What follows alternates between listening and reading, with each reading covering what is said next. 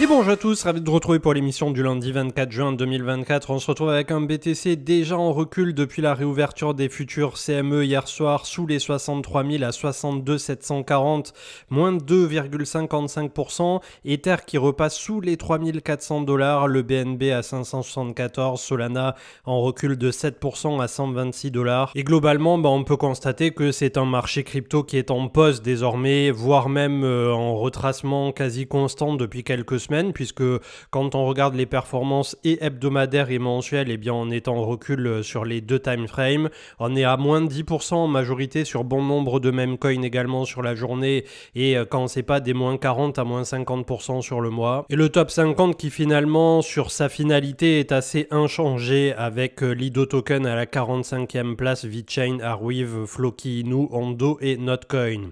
La map de liquidité qu'on commence tout juste à ronger en bas, donc on en avait parlé la semaine dernière. Si on passait sous les 66 000, on risquait de voir les 60 000. On s'y dirige tout droit. J'espère vivement qu'on aura de la réaction dès lors qu'on approchera justement les 60 000. Au nord, il faudra repartir en direction des 70-72. Et entre deux, on voit qu'il ne se passe absolument plus rien. À ceci près que ce vendredi, nous aurons la clôture mensuelle des futurs et des options avec à peu près 10 milliards d'open interest qui vont expirer. L'action de prix en 4 heures qui finalement s'est bel et bien, comme on le redoutait, transformé en phase de petite distribution ici. Quand on est venu à deux reprises chercher la zone des 72 000, ça n'a pas tenu, et ensuite on a fait des points bas de plus en plus bas. C'est assez facile à matérialiser ici depuis la zone du 7 juin 2024. On va certainement essayer de revisiter les 60 000.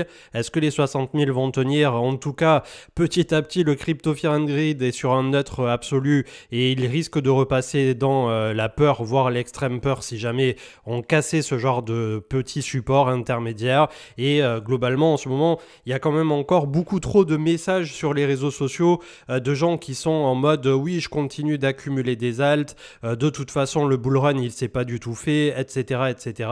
Et on a beaucoup de recherches d'autoconviction, d'auto-persuasion, voire d'espoir. Et finalement, je me dis que tant qu'il y aura des personnes qui sont promptes à recharger en continu alors qu'on a les alts qui sont en train d'effacer l'intégralité des gains du dernier trimestre 2023 au premier trimestre 2024, finalement c'est que le marché n'a pas dégoûté suffisamment de monde. En tout cas, je vois les choses comme ça et je trouve ça un peu finalement aventureux. Bon nombre de mes confrères, notamment américains ou anglais au niveau de Twitter, mais pas que, qui arrêtent pas de poster des charts bullish en disant oui, vous inquiétez pas, dans tous les cas ça a toujours fait comme ça, ce qui s'est passé par le passé re-arrivera dans le futur.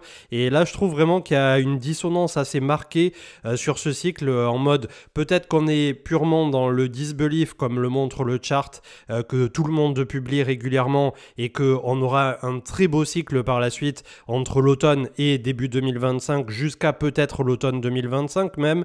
Mais en tout cas pour l'instant, quand on raisonne purement et simplement en gestion du risque, effectivement, quand on venait de 15 000 $ sur Bitcoin et qu'on vient chercher 75 000 et qu'on joue hypothétiquement les 100 000, vous vous doutez bien qu'à compter de 75 000, quand on a fait x4, la gestion du risque, elle est totalement en notre défaveur si on joue juste uniquement le petit marchepied jusqu'à 100 000. Et ça, c'est quelque chose qui finalement échappe à énormément de monde et dont on a discuté très régulièrement sur la chaîne. Et j'ai l'impression que d'un commun accord ou d'un commun espoir, les réseaux sociaux ont tendance à alimenter en permanence un certain espoir, un espoir peut-être d'un lendemain meilleur, un espoir que la crypto n'a pas changé, que la crypto n'a pas évolué et que tout se reproduira à l'identique par rapport au passé. Or, on l'a vu, le monde est en constante évolution et les marchés financiers aussi, et le marché crypto n'y dérogera pas, et notamment on va voir par la suite ce que ça va donner, mais à partir du moment où le marché américain va rentrer en correction,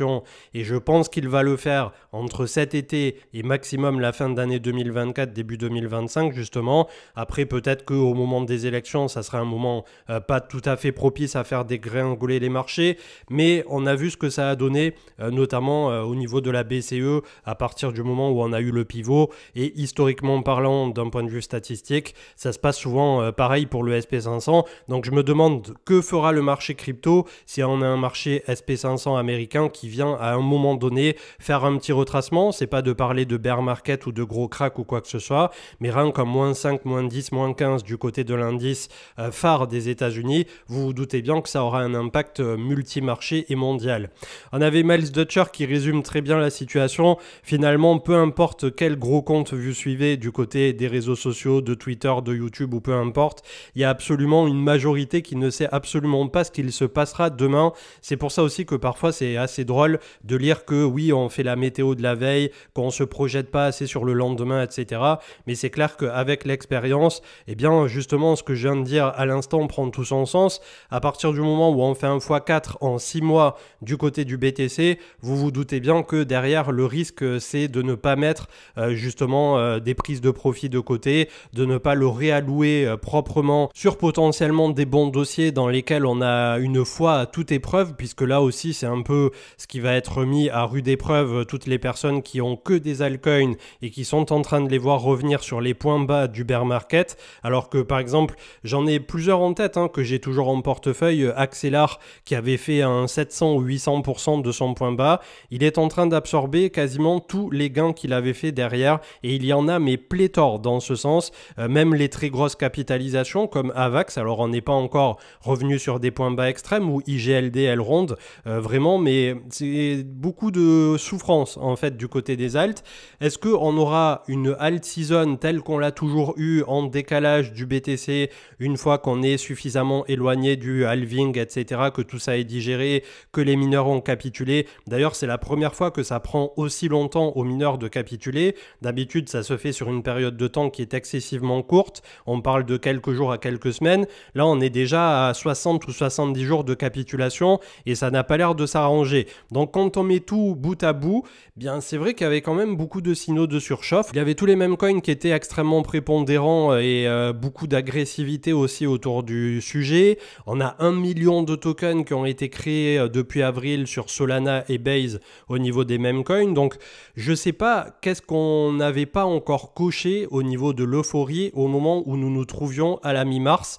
Et c'est quelque chose qui m'a alerté fortement et qui aujourd'hui, légitimement, peut nous faire poser la question de où nous nous en trouvons dans ce cycle. Est-ce que nous sommes sur le disbelief? Est-ce que nous sommes déjà dans une phase primaire de distribution avec un cycle qui finalement aurait été extrêmement décevant et avec un second pseudo-cycle imbriqué en 2025, un peu comme on l'avait eu en 2021, un cycle coupé en 2 fois? C'est tout à fait de l'ordre du possible, mais en général, on a une phase vraiment exponentielle où ça monte beaucoup et derrière un décrochage qui se fait de façon, dans un premier temps, un peu plus douce, comme on est en train de le faire, un slow bleed, comme ils disent, sainement lent, pour dégoûter petit à petit les derniers croyants ou les derniers convaincus, et ensuite on a un décrochage final souvent qui est un peu le coup de massue comme on l'a souvent connu sur le marché crypto, à ceci près que petit à petit, depuis l'arrivée des institutionnels début 2024, ça s'est fait avant bien entendu, mais là on peut le mesurer au niveau des ETF désormais,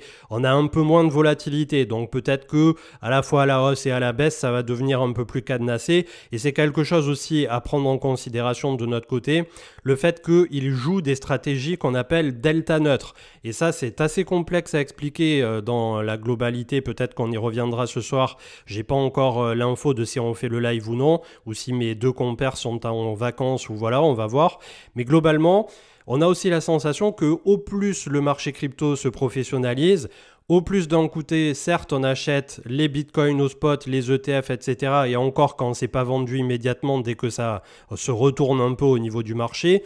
Mais de l'autre côté, les shorts institutionnels sont au plus haut qu'ils ne l'ont jamais été. On avait vu ça encore une fois quelques émissions en arrière. Et globalement, ils s'équilibrent comme ça pour avoir une position où quand ça part pas dans un sens ou dans l'autre, on a quelque chose de relativement neutre. Donc bien entendu que je simplifie à mort et que c'est des phénomènes immensément plus complexes dans la pratique, mais je me demande désormais si effectivement on a une suppression du prix comme ça neutre pour réaccumuler du Bitcoin, pour le pousser beaucoup plus haut sous un horizon de temps d'1 an approximativement de temps, aller franchir les 75 000, direction les 100 000 et pourquoi pas au-delà des 100 000, ou bien si nous sommes déjà dans une phase qui convient aux acteurs institutionnalisés du marché pour aller chercher des petites performances de temps en temps sur leur short, sur leur spot, de plus 10, moins 10, plus 20, moins 20 ou des choses comme ça qui viennent s'équilibrer et qui pour eux, au vu des montants qui se dispensent en milliards, dizaines de milliards, peut-être demain centaines de milliards pour les institutions dans le marché crypto, leur suffira amplement. Donc ça fait beaucoup de choses à ingurgiter. C'est aussi un peu le loup qu'on a fait rentrer dans la bergerie à nos dépens finalement. Il faut aussi en prendre conscience et pour le meilleur et pour le pire, ça peut apporter de la liquidité, mais c'est un marché qui pour les particuliers va être de plus en plus complexe comme on l'a vu déjà sur ce début de cycle, en espérant bien entendu que ça n'était que le début du cycle. Une vidéo que je ne peux que vous conseiller de Anton Kreil sur YouTube, je l'avais partagé il y a probablement 3 ans sur la chaîne déjà, c'est comprendre le fonctionnement de la monnaie, le respect qu'on peut avoir et l'indifférence qu'il faudrait en avoir. Malheureusement pour la majorité des humains que nous sommes, pour la plupart nous aurons toujours des biais envers l'argent et envers sa circulation, ou même comme le décrit très bien ce fameux livre qui d'ailleurs est tout fin, se lit très vite et est excellent sur la psychologie liée à l'argent, l'aversion de la perte ou même les biais qu'on peut avoir depuis l'enfance, ce que l'argent dit de vous, je crois, si je dis pas de bêtises, et donc très bon livre comme bon nombre d'autres. Et là en fait il fait une petite démonstration, je vous laisse regarder la vidéo même si vous comprenez pas complètement l'anglais, il y a peut-être les sous-titres automatiques à activer, ou au pire si ça vous intéresse on pourrait faire une traduction avec l'IA. En tout cas je trouve cette vidéo très intéressante puisqu'elle démontre plusieurs choses, la nécessité de la monnaie et notamment pour échanger tous les jours des biens et des services, le fait que si on n'avait pas de monnaie, ça serait chaotique et cataclysmique d'un point de vue mondial. Deuxièmement, le fait du respect de l'argent, puisque ça permet justement factuellement d'avoir l'échange au quotidien au plus juste du prix pour une majorité de pays développés en tout cas. Et même pour les pays non développés, il y a toujours le besoin finalement d'avoir une valeur, un médium d'échange. Et c'est là où peut-être les crypto-monnaies ont un coup à jouer, notamment dans les pays débancarisés. Mais bon, ça reste encore assez utopique d'arriver à faire passer tout ça. Ça prend son temps. Il y a des pays où vraiment ça a quelque chose de très positif, et notamment les pays dictatoriaux ou qui auraient toute cette problématique où la monnaie se dévalue en permanence, et notamment les pays d'Amérique centrale, latine et d'autres pays, d'autres continents au travers de la planète qui subissent de plein fouet ces dévaluations monétaires qui vraiment sont catastrophiques. Tout ça pour revenir au sujet, et au final on a tendance à avoir un avis nous en fonction de notre propre expérience, de notre propre, on va dire, rapport à l'argent qui va être complètement différent par rapport au simple fait que un billet, quand on le pose sur la table et comme il en fait la démonstration, ça reste un bout de papier, ça reste quelque chose qui vous permet de faire une transaction et qui devrait représenter uniquement ça. Et pour autant, quand on n'a pas d'argent, on y pense tous les jours. Quand on a un peu plus d'argent, on y pense aussi parce qu'on a peur d'en perdre et qu'on n'a pas envie forcément de revenir sur un compte à 0 ou à moins 1000 € tous les mois, etc. Donc ça reste ancré, j'ai envie de dire, dans le cerveau humain en continu, le fait de conserver de l'argent, d'avoir de l'argent. C'est ce qui crée énormément de criminalité aussi aujourd'hui. Enfin, je dis aujourd'hui, mais pas que, puisqu'il y a beaucoup de jeunes gens, notamment de la dernière génération, qui ont été biberonnés aux réseaux sociaux, qui pensent que gagner beaucoup d'argent, et notamment jeunes, c'est ce qui va les faire devenir quelqu'un. Et donc, petit à petit, on entre là aussi dans des dissonances qui sont assez folles entre la réalité de ce que devrait être l'argent, une commodité inerte, morte, et comme il le dit très bien là dans ce court laïus et cette courte démonstration, puisque c'est plus une interview one-to-one sur un canapé, et vraiment j'ai trouvé ça super smart la façon dont c'est amené, où il prouve que l'argent finalement, lui, il ne pense absolument rien de ce qu'on va en faire aujourd'hui et demain, et par contre c'est le regard que nous posons sur ce dernier qui peut changer tout derrière et qui peut créer beaucoup là aussi de bons grids, comme il le dit dans la vidéo, pour essayer d'améliorer sa vie et celle de sa famille ou celle des gens autour de nous, ou le mauvais grid derrière où on va essayer au travers de ce médium qui est l'argent de faire du mal, de causer du tort et d'avoir bon nombre de dérives. Donc voilà, j'ai essayé de résumer en quelques phrases, mais c'est une vidéo d'une 20-25 minutes que je trouve super intéressante et que je vous invite à consulter. Est-ce que ça a été réellement fait ou est-ce que c'est du bullshit? On avait cette vidéo qui qui circulaient ce week-end d'une jeune femme qui contrôlerait son écran. Alors est-ce que c'est fait avec les mouvements des yeux? Apparemment non, ça serait avec les ondes cérébrales qui, en mettant un petit casque au-dessus de sa tête, contrôle directement son personnage dans un jeu, donc ce qui lui permet là aussi de faire bouger directement et de compléter le boss qu'elle était en train d'affronter. Est-ce que c'est vrai? Est-ce que c'est pas vrai? Dans tous les cas, même si c'était un fake, je pense qu'avec Neuralink, on n'est plus très loin du résultat. Donc entre l'IA et les connexions comme ça, neurales ou neuronales, je ne sais pas exactement comment on les appelle dans le jargon technique, est-ce qu'on va pas vers quelque chose de purement Matrix? Je me le demande, et ça fait flipper autant que rêver, puisque demain on pourrait avoir des applications qui seraient complètement dingues autour de ça, comme on les a vus dans les pires films de science-fiction ou dystopiques, mais également ça pourrait apporter énormément de dérives. Donc voilà, j'ai trouvé ça plutôt cool à partager, mais c'est vrai que ça laisse se poser aussi pas mal de questions. On revient donc un peu plus sur le crypto-centré avec Willy Woo qui disait que la spéculation Intensity est en train de redescendre aussi relativement fort et qu'on pourrait avoir 1 à 4 semaines de baisse supplémentaire sur cet indice, ce qui voudrait dire qu'à minima, on fait un range justement entre 60 et 70 000 et au pire, on franchit les 56-58 du point bas récent et derrière, malheureusement, ça sera probablement les 48 à 52 pour donner une fourchette assez large qui nous tendra les bras. Les mineurs avec Génération Crypto de BTC qui ont vendu plus de 30 000 bitcoins depuis juin, cela représente environ 2 milliards de dollars de vente. Les avoirs des mineurs de bitcoin sont tombés à leur niveau le plus bas depuis 14 ans. Là aussi, c'est un signal qui finalement est envoyé au marché avec des mineurs qui, comme vous le savez, après le halving, tirent un peu plus la langue et on le voit notamment du côté des actions minières des États-Unis. Ça a essayé de se maintenir tant bien que mal, mais elles ont pris un sacré shoot. Comme le mettant en avant MacroChart, on a eu 36 jours sans 1% de déclin au niveau du SP500 et à chaque fois qu'on a eu aussi peu de volatilité et de volatilité négative, en plus ça se termine par un spike et derrière vous connaissez la musique, notamment avec un Nvidia qui a empilé des bougies en mode baobab complet et qui à mon avis va pas tarder à renouer avec la gravité, puisque ça c'est une loi universelle sur les marchés, tout ce qui monte beaucoup trop et verticalement finit par redescendre et pas qu'un peu en général. On avait toujours Willy Woo qui nous disait que le Bitcoin Hash Ribbons confirme la capitulation.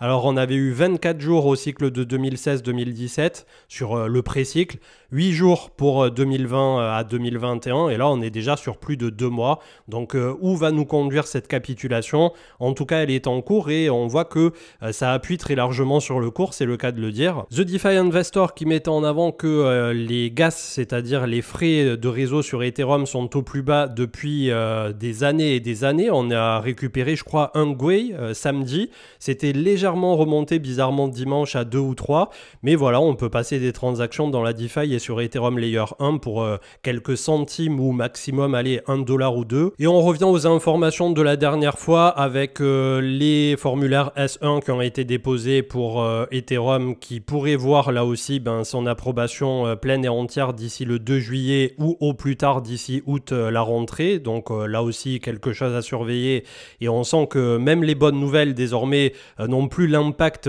qu'elles devraient. Donc ça aussi ça interpelle un peu, mais c'est aussi la période estivale qui souvent est comme ça. D'ailleurs je le glisse juste ici, mais pour ceux qui se moquaient un peu en disant sell in May and go away, pas cette année, force est de constater de nouveau que je pense qu'il y en a beaucoup, et notamment sur les altcoins, qui vont être un peu tristes de ne pas avoir vendu autour du printemps. Mais après, comme d'habitude, chacun ses convictions. Et on termine avec Marc qui disait que tout a été validé pour le programme autour de Arbitrum pour permettre à la fois de mint du Go, de le staker et d'avoir un programme mérite comme il y avait du côté de Layer 1 pour tous ceux qui avaient mint et déposé staké du Go.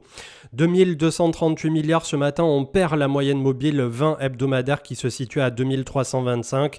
Désormais, on risque d'aller revisiter les 2175 et on avait le point bas donc qui était collé au 0,382 autour de 2056-2060 milliards. Donc on va voir ce que ça va donner cet été, mais là force est de constater quand même qu'on a un joli M qui est en train de se dessiner.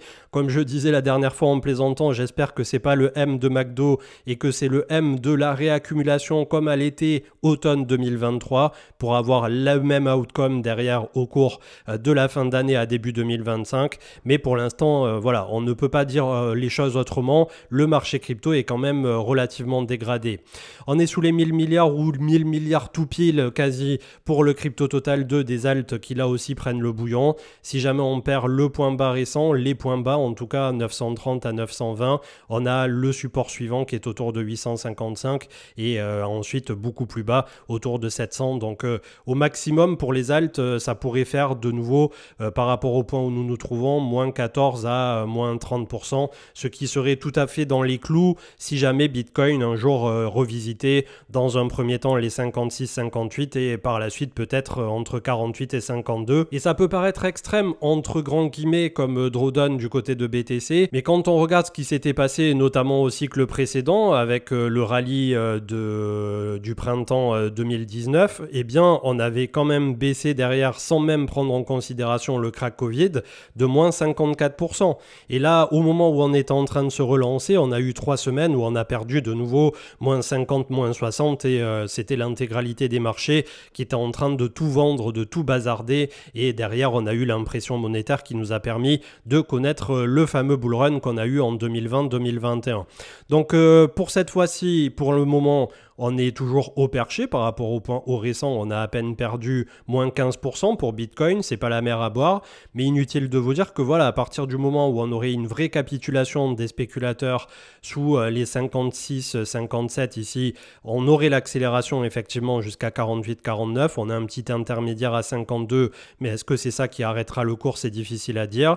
Et peut-être par la suite, ça permettrait de reposer un bottom relativement propre ici entre 48 et 50, de purger à nouveau complètement le RSI, le MACD et d'avoir un automne début 2025 bien plus propice à avoir de bonnes news qui interagiront directement avec le marché, avec un Ether qui est approuvé et des inflows qui pourront revenir à partir du moment où la Fed aura pivoté, qu'on aura eu la Bérésina sur le SP500 et que ça permettra là aussi de valider des points bas multi-marchés pour avoir un retournement global et de la liquidité qui arrive à partir du moment où le dollar devient moins désirable, que les taux des bons au trésor, que ça soit 1 an, 2 ans, 5 ans, 10 ans, se mettent à baisser en simultané. Et là, on reviendra chercher le risque sur le SP500, sur le marché crypto, etc. Tout ce qui nous manque désormais, c'est le timing. Et c'est un timing qui, malheureusement, là, à court terme, pour le marché crypto, joue contre nous. Le SP500, donc, qui empile encore et encore des bougies, mais qui, tôt ou tard, et notamment s'il est lâché par Nvidia et les gros dossiers, pourrait trouver un retracement un peu plus profond. À ce jour, on a le premier support à 5266. La moyenne mobile 20 autour de 5200 points et le support de sortie, si jamais on avait un landing un peu plus rugueux, autour de 4800 points. Donc clairement, ça serait juste parfait d'avoir ce genre de configuration, mais pour l'instant, on en est là.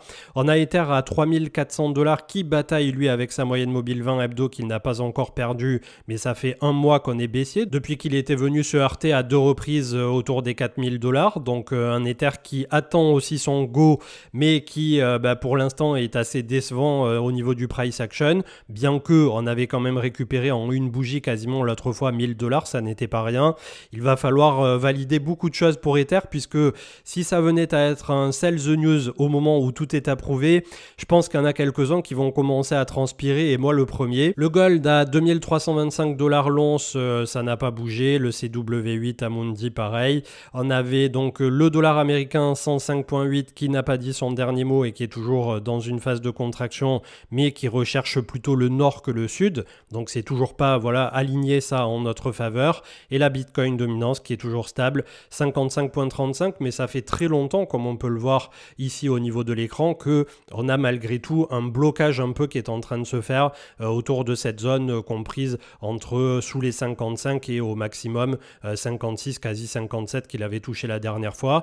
Donc est-ce que ça mijote avant d'avoir une dominance de nouveau qui continue de faire mal aux altcoins, ou est-ce que nous sommes sur les dernières respirations de cette BTCD haute pour permettre aux alts derrière un peu de s'exprimer. En tout cas, comme je le disais dans la dernière émission, prenez bien le temps de regarder vos alts face à Bitcoin, puisqu'en ce moment, on a énormément d'alts de 2017-2018 qui sont morts enterrés dans le game et qui sont baissiers depuis 5 ou 6 ans. Donc au bout d'un moment, il faut se poser les bonnes questions.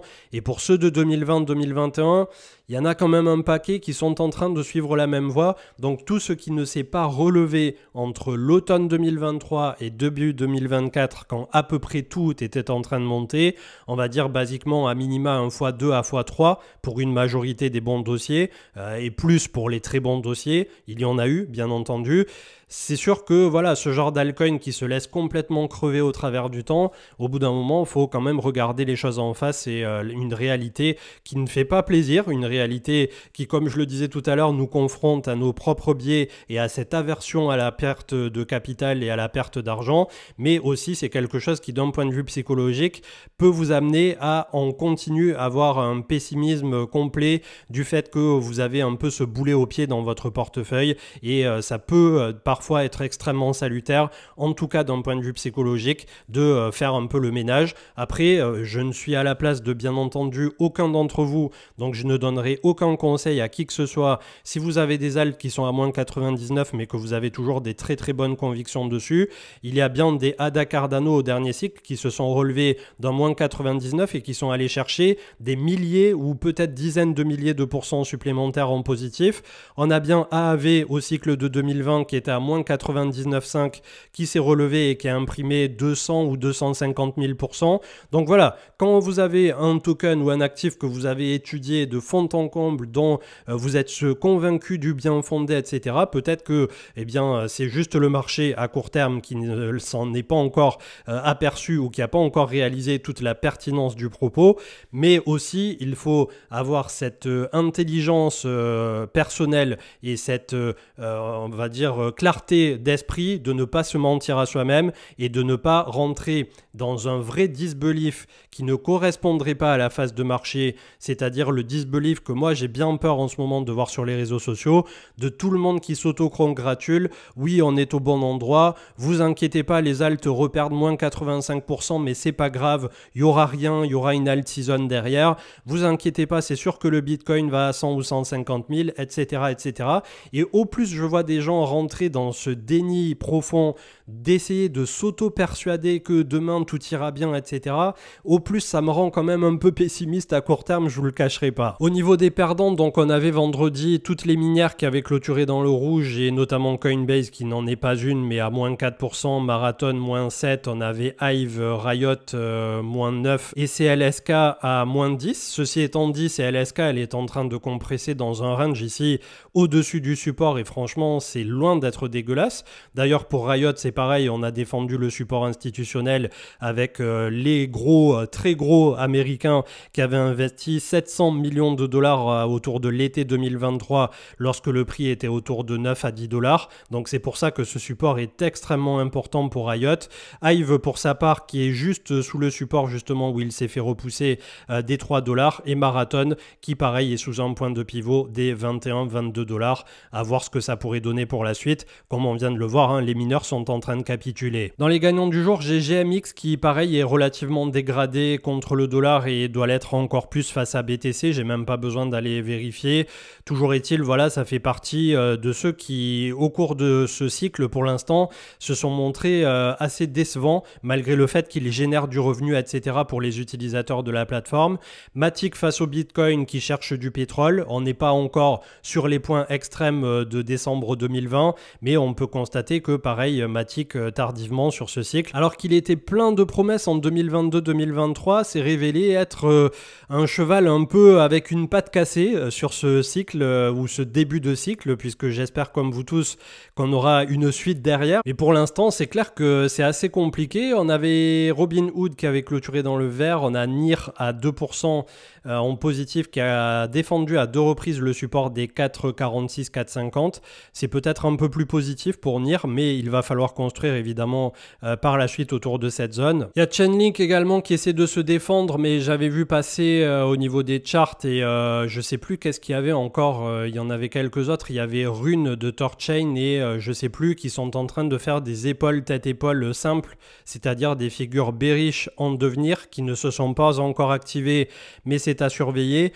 Je prends pour exemple donc dans les tokens qui cherchent du pétrole pour vous montrer tout ce qu'on ne doit pas garder en portefeuille en général sous peine de se faire vraiment punir. Basic Attention Token BAT contre le BTC qui complètement est en train de chercher du pétrole au travers du temps. C'est un chart qui basiquement commence en haut à gauche, finit en bas à droite et c'est tout l'inverse qu'on veut voir quand on observe un actif quel qu'il soit. Et le contre-exemple au final qui là a fait une très belle surperformance face à BTC sur ce cycle, c'est Injective Protocol. Alors à ce jour, on est en train de défendre un support ici, on a la moyenne mobile 100 qui nous attend en hebdomadaire, etc.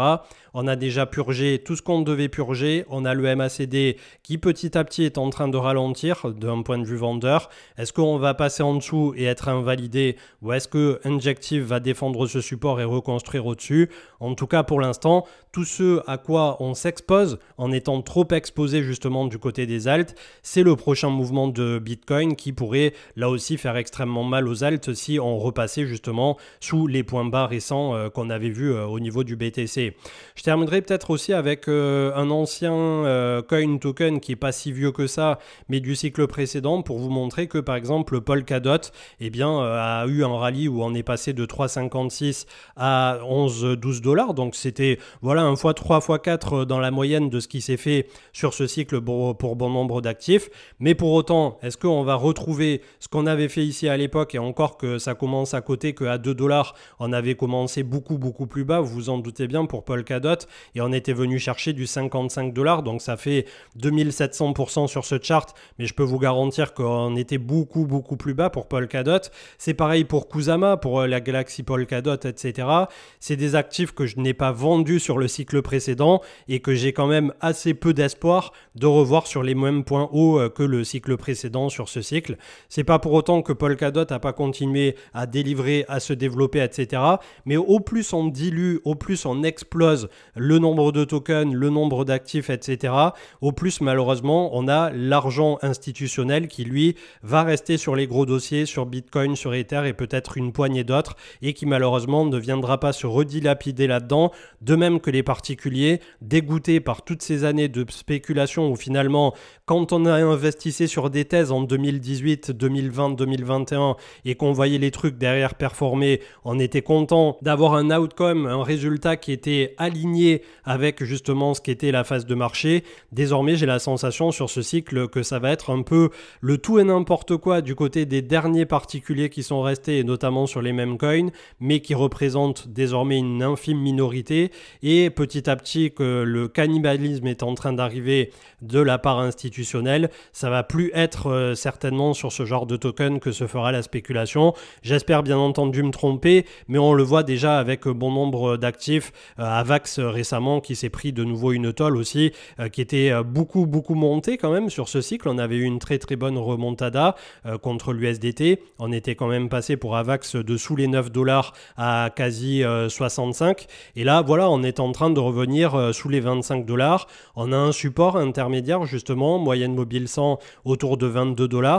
Mais est-ce que ça va tenir ou est-ce que de nouveau, si Bitcoin lâche, eh bien tous les alts revisitent leur point bas du bear market? En tout cas, on en est là à serrer un peu les fesses, à faire des castagnettes sur les altcoins et c'est un cycle qui pour l'instant en tout cas respecte à la fois la cyclicité précédente mais sur lequel on a la sensation que oui, cette complexité accrue va nous jouer des tours et c'est pour ça qu'il ne faudra clairement pas jouer au héros. À partir du moment où on a réalisé nos x2, x3, x5, x10, peu importe l'objectif que vous vous étiez fixé, si vous ne sortez pas du marché, au moins une bonne partie, vous inquiétez pas que le marché va tout reprendre et peu importe qu'il y ait BlackRock à la table ou qui que ce soit, vous inquiétez pas que quand le vent tourne, l'intégralité des marchés fonctionne exactement de la même manière.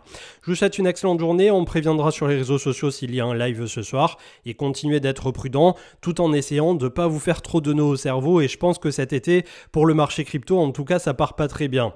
Peut-être à ce soir ou à mercredi grand maximum. Ciao ciao.